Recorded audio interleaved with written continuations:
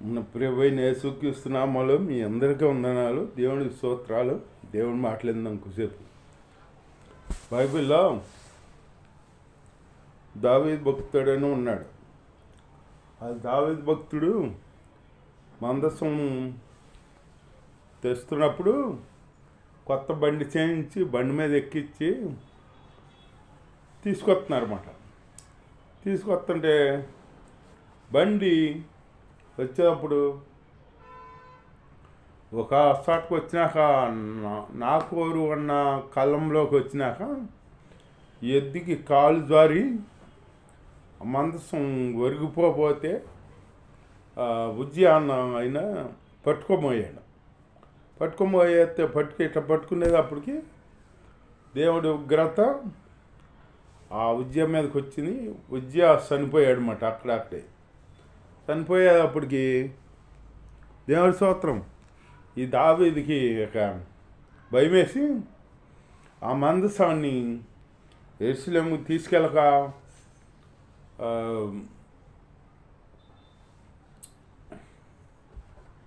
ఇక్కడ యెరూషలేముకి తీసుకెళ్ళక ఓబేదేము ఇంట్లో అని పెట్టాడు. తీసుకెళ్ళి ఓబేదేము ఇంట్లో పెడితే ఓబేదేము ఇంట్లో మందసం ఉన్నప్పుడు ఓబేదేము ఇల్లు ఆస్వాదించబడినట్లు లేఖనం తేలబడుతుంది. ఓబేదేము ఆస్వాదించబడ్డాడు బట. దేవుని స్తోత్రం. ఓబేదేము ఆ ఇంటి వారు, ఇంట్లో ఉన్న ప్రతి వారు ఆస్వాదించబడ్డారన్నమాట. ఆస్వాదించబడితే ఈ మాట ఎవరికి తెలిసింది? దావీదుకి తెలిసింది. ఓబేదేము ఇంట్లో మందసం ఉన్నప్పుడు ఓబేదేము ఆస్వాదించబడ్డాడని దావీదుకి తెలిసింది. దావీదు ఆ మందసాన్ని యెరూషలేముకి తీసుకెళ్ళాలని వచ్చాడనమాట. వచ్చి ఎంతో వైభవంగా డ్యాన్సులతో బళ్ళు అర్పించుకుంటూ తీసుకెళ్ళాడనమాట మందసాన్ని. తీసుకెళ్ళాడు. దేవుడి స్తోత్రం, హల్లెలూయా.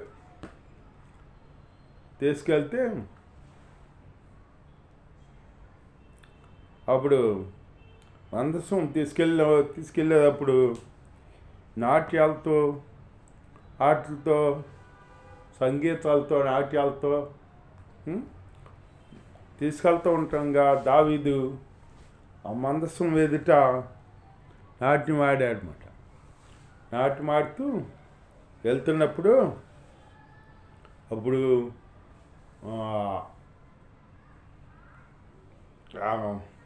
భవనములో నుంచి మేఘాలు చూసిందన్నమాట. దావీదు భార్య మేఘాలు చూసి దావీదుని హీనపరుచుకున్నమాట హృదయంలో. ఏంటి, రాజయ్య ఉండి ఇట్లా మందసం ఎదుట ఇట్లాగా ధ్యానం చేస్తున్నాడంటే ఒక ఎవరో మామూలుగా ఒక మనిషి డ్యాన్స్ చేసినట్టు చేస్తున్నాడు రాజు ఉండి అని దావీదుని హీనపరుచుకున్నమాట. దావీదు భార్య మీకాలు హీనపరుచుకుంటే మనం ఉదయంలో అనుకున్న మాట మనకు తెలియకపోవచ్చు. మన దేవుడికి తెలుసు. హృదయంతరంగా ఎరిగిన దేవుడు. హృదయంలో అనుకుంది కదా మీకాలో, ఆ మాట దేవుడు గ్రహించి ఇక మీకాలకి పిల్లలు లేకుండా గర్భం మూసేసాడు అనమాట. పిల్లలు లేరు మీకాలకి, ఇక పిల్లలు లేరు అన్నమాట. అంత ఏహనంగా డ్యాన్స్ చేస్తున్నాడని దావీదుని ఆశించుకుందన్నమాట. ఆశించుకునేటప్పటికి ఆ దేవుడు ఎరిగి మేకాల గర్భం మూసేశాడు. మూసేసాడనమాట. అట్లాగే యేసు ప్రభువుని ఒక బాట అన్న క్షమార్పణ ఉంది, కానీ పరిశుద్ధాత్మను దూషించిన వాడికి ఈ జన్మ ఈ ఈ తరంలో కాడ వచ్చే తరంలో కాడ ఎప్పుడు క్షమార్పణ లేదంట. బైబిల్ తెలియబడుతుంది. అట్లాగా పరిశుద్ధాత్మను మనం దూషించకూడదు. దావీదు అట్లా వేసాడంటే పరిశుద్ధాత్ముడు బట్టి ఆయన అట్లా నాటువాడాడు. అంతేగాని మనమైనా ఇప్పుడు మందిరానికి వెళ్తామనుకో, మనం దేవుళ్ళు ఆనందిస్తామనుకో, పక్క వాళ్ళు ఏమంటారు, ఏంటి అతను అట్ట అట్ట చేస్తున్నాడు, అట్ట డ్యాన్స్ చేస్తున్నాడు, అట్ట ఆనందిస్తాడు, అట్ట ఇది చేస్తున్నాడు అనుకుంటారు. అనుకుని వాళ్ళని హీనపరుచుకుంటాడు. వాళ్ళకి తెలియక అంటారన్నమాట. తెలిసిన వాళ్ళు అయితే అనరు, అన్ని భాషలతో మాట్లాడతారు. మాట్లాడి దేవుణ్ణి మనసారా సూచించుకుంటారు. ఒక్కొక్కళ్ళు వెళ్తారు, దేనికి వెళ్తారో తెలీదు, వెళ్తారు ఆలంకి చూస్తారు, ఏలంకి చూస్తారు. ఆరం జరిగిందనుకో ఆలంకి చూస్తారు, వాళ్ళు కళ్ళు మూసుకున్నారా, వీళ్ళు కళ్ళు తెలిచారా, వాళ్ళు వాళ్ళు ఏం చేస్తున్నారు, వీళ్ళు ఏం చేస్తున్నారు, ఇట్లా చూస్తారన్నమాట. ఇప్పుడు దేవుడు ఆత్మ కలిగినోడు ఒకలంక ఒకవైపు చూడడం ఏంటంటే, నా ఎదుట దేవుడు ఉన్నాడు అని తలంచుకుని దేవునిలో ఆనందిస్తారన్నమాట. అది సత్సంబంధం. దేవుడికి ఆయనకున్న అనుబంధం సత్సంబంధం కలిగి వాళ్ళు ఆయనలో పరవశిస్తారన్నమాట. అది చాలామందికి తెలీదు, వీళ్ళు వేరుతనం అనుకుంటారు. ఒకసారి యేసు ప్రభువు సిలువైబడి చనిపోయి 3వ దినాన్ని తిరిగి లెగిసి అందరికీ చెప్పాడంట. 40 దినాలు అందరికి కనపడి వెళ్ళిపోయేటప్పుడు, తండ్రి దగ్గర వెళ్ళేటప్పుడు చెప్పాడంట, మీరు యెరూషలేము గదిలో మేడ గదిలో కనిపెట్టున్నారు, పరిశుద్ధాత్మ పొందుకుంటారు, మీరు పరిశుద్ధాత్మ పొందుకునే వరకు మీరు కనిపెడతా ఉండండి అని చెప్పాడంట యేసయ్య వెళ్ళిపోయేటప్పుడు.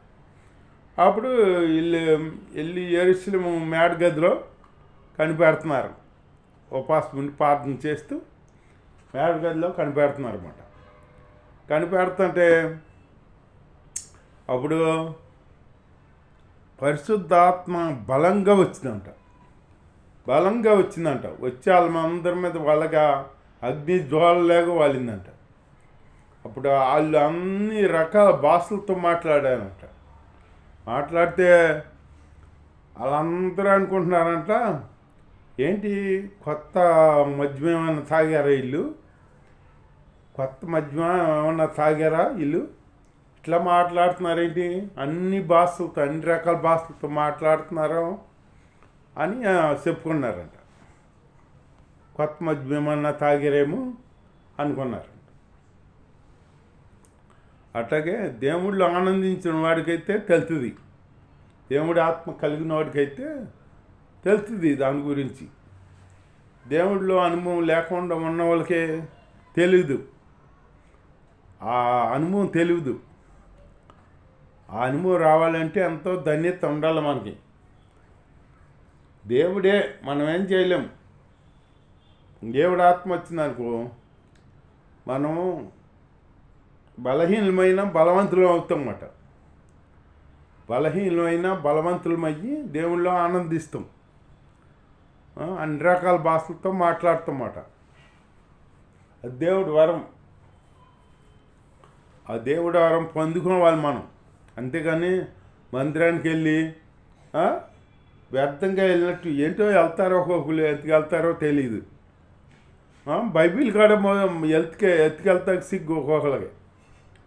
బైబిల్ ఎత్తుకెళ్తా కాడ సిగ్గు. వాళ్ళు మందిరానికి వెళ్తున్నారో, సినిమాకి వెళ్తున్నారో, ఎక్కడికి వెళ్తున్నారో తెలీదు, వాళ్ళకి తెలీదు. బైబిల్ లేకుండా వెళ్ళిపోతారు. వెళ్ళిపోయి అటు ఇటు చూసి ఎవరు చూడకుండా చర్చిలోకి వెళ్ళిపోతారు. అటు ఇటు చూసి చర్చిలోకి వెళ్తారు అనమాట.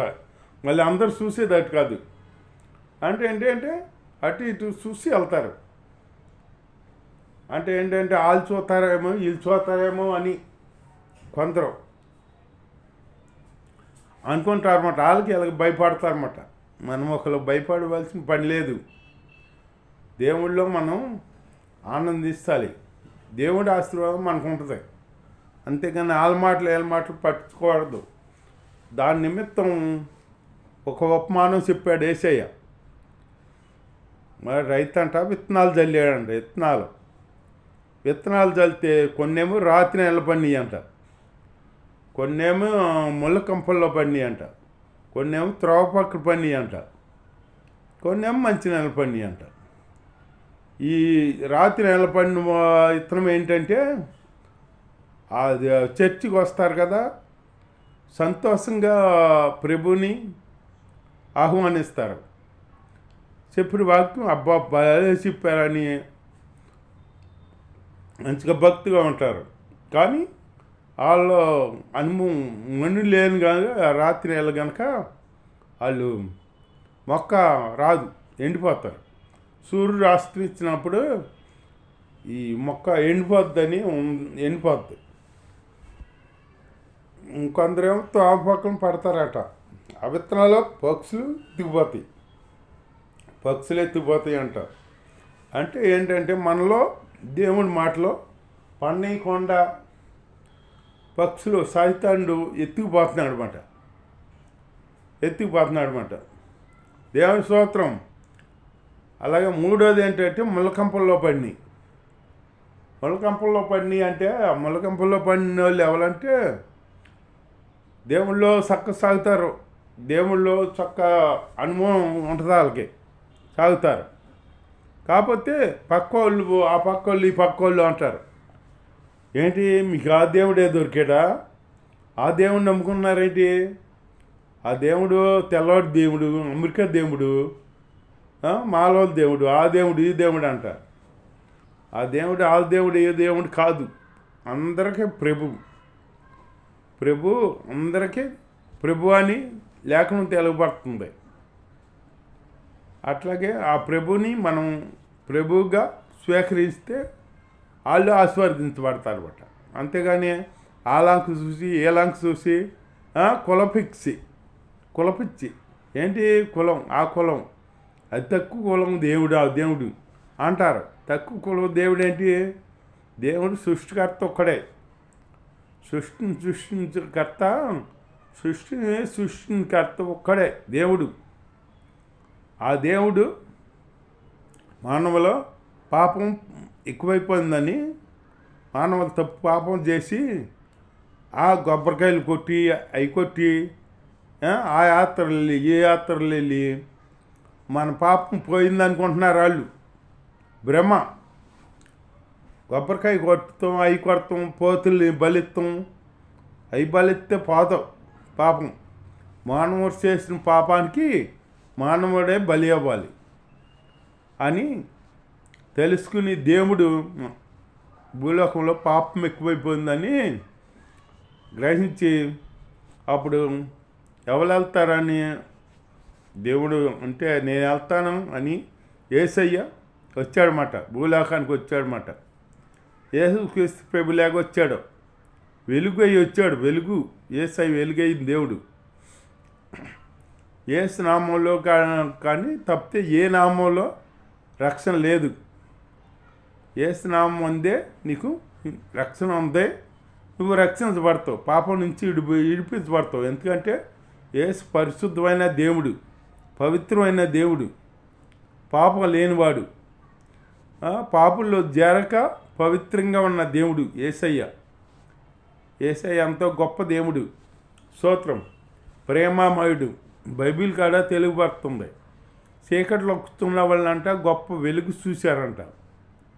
అట్లాగే వెలుగై ఉన్న దేవుడు యేసయ్య. ఆ యేసయ్య నమ్ముకుని వెలుగులో జీవిద్దాం. చాలా మంది చీకట్లో సంచరిస్తూ చీకట్లో ఉంటూ చీకట్లో మగ్గిపోతున్నారు అన్నమాట. అటువంటి బిడ్డల కొరకు యేసు ప్రభు వచ్చాడన్నమాట భూలోకం గారు. యేసయ్య నమ్మి యేసని మన ఉదయాల్లోకి చేర్చుకుని యేసందు మనం ఆనందిద్దాం. దేవుడి వాక్యం దీవించుగాక. ఆమేన్.